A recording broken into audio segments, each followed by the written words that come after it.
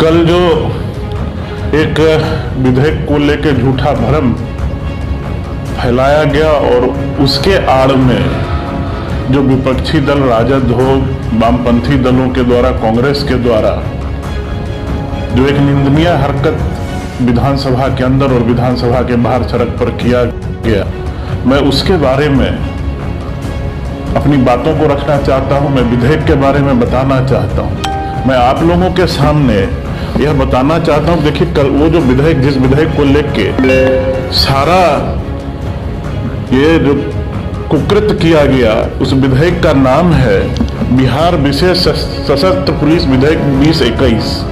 ये नाम से ही साफ होता है कि इसको ना तो सामान्य पुलिस या सामान्य पुलिसिंग से कोई लेना देना है। यह जो आज से नहीं, कई सालों से बिहार मिलिट्री पुलिस बिहार में था, उसका नाम इस विधेयक के माध्यम से बदला गया। उसका नाम रखा गया बिहार विशेष सशस्त्र पुलिस विधेयक 2021।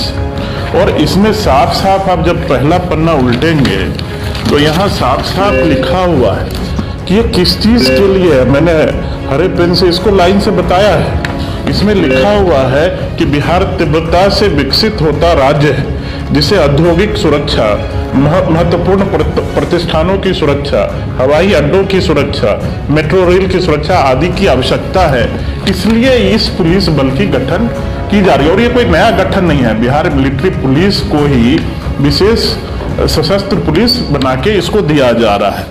उसी संदर्भ में, चूंकि ये एयरपोर्ट की सुरक्षा में लगेगा, मेट्रो की सुरक्षा में लगेगा, फैक्ट्री की सुरक्षा में लगेगा, कई मंदिरों की, कई प्रतिष्ठानों की सुरक्षा में लगेगा, इसे कुछ स्पेशल पावर दिए गए जिसका आम जनता से या सामान्य पुलिस, सामान्य पुलिसिंग से कोई लेना देना नहीं है।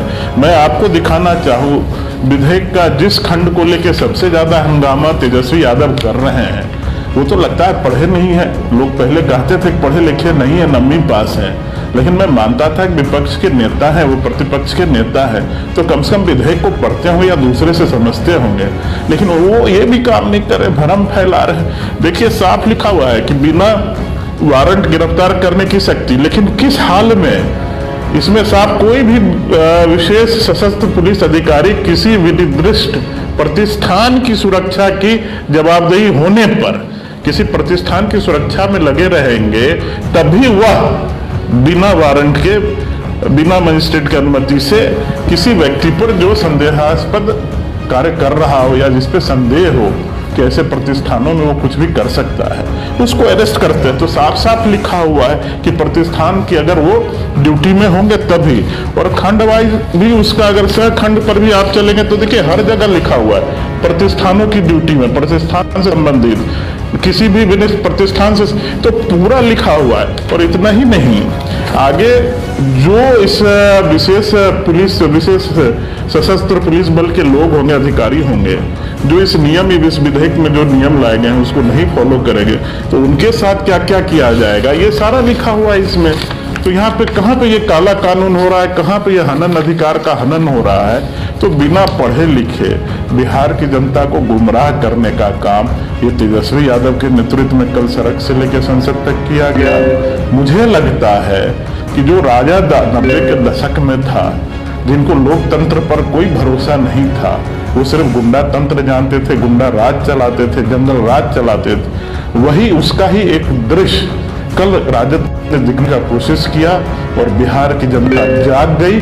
उन्होंने देख लिया कि केवल पोस्टर से, बैनर से, अपने राष्ट्रीय अध्यक्ष, अपने पिता का फोटो हटाने से इनकी नियत और नियति में कोई बदलाव नहीं आने वाला है। यह उसी जंगल राज के पुजारी हैं और यह लोकतंत्र पर ये लोग भरोसा नहीं करते।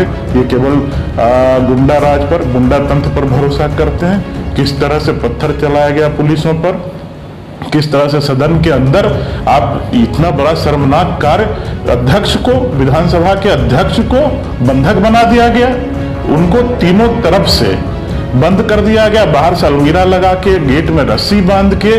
और तेजस्वी जी कहते हैं कि मैं तो समय मांग रहा था विधानसभा में डिस्कशन के लिए। अरे अध्यक्ष को बंद करके, बंदी बना के आप किससे समय मांग रहे थे? और सबसे शर्मनाक घटना कल यह घटी जब हमारे माननीय नेता प्रेम कुमार जी सभापति के रूप में उस आसन पर विराजमान हुए और सदन चलाने का प्रयास कर रहे थे, तब राजद के कुछ गुंडों ने उनसे पेपर छीना, उनके साथ हाथापाई किया। ये सारे चीज दर्शाता है कि सदन का जो मर्यादा था उसको तार तार करने का काम तेजस्वी यादव के नेतृत्व में विपक्ष ने कल किया है। और ये इतिहास में पहली बार ये घटना घटी है कि बिना पढ़े लिखे विधेयक में कुछ कर कुछ रहे हैं। और देखिए, मुझे तो एक कहानी याद आ रही है। एक व्यक्ति बस में सफर कर रहा था, कंडक्टर ने उसके साथ बदतमीजी की, टिकट मांगा, कंडक्टर ने उससे टिकट मांगा, तो उस व्यक्ति ने कंडक्टर के साथ बदतमीजी की, तो कंडक्टर ने एक थप्पड़ मारा। उसने कहा कि भाई मेरे पत्नी को मार के देखो तो समझे, उसको भी लगा। उसने कहा कि मेरे बच्चे को, बाद में लोगों ने पूछा क्यों अपन सब लोगों को पिटवा रहे थे, तो उसने कहा कि घर जाके ये ना कहना पड़े कि केवल मैं मार खाऊं। वही तेजस्वी जी के साथ लगा कि लोग को ये ना कहना पड़े केवल मैं मूर्ख हूं, मैंने पढ़ा नहीं विधेयक, इसलिए उन्होंने अपने युवा मोर्चा के कार्यकर्ताओं को पिटवा दिया, अपने विधायकों को भी पिटवा दिया। ये है हमारे प्रतिपक्ष के नेता तेजस्वी यादव।